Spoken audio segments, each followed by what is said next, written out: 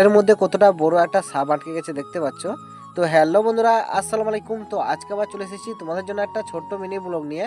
তো আমাদের বাড়ির সামনে জালের মধ্যে একটা সাপ আটকে গেছে। তো কী সাপ আটকেছে অবশ্যই তোমরা দেখতে থাকো ভিডিওটা।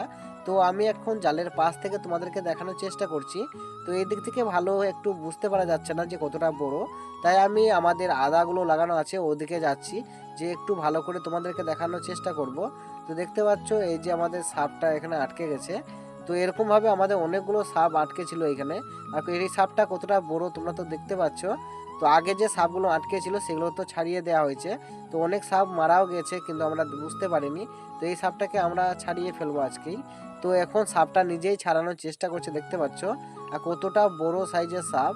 আর এই সাপটা এখন নিজে নিজেই ছাড়ানোর চেষ্টা করছে। তো আমি তো এগুলো সাপগুলো ছাড়াই না। তো আমার একটা কাকা আছে, ও যখন আসবে তখন ছাড়াবে। তো আমি এখন বাড়ি যাই, আর তোমরা অবশ্যই ভিডিওতে লাইক করে দাও।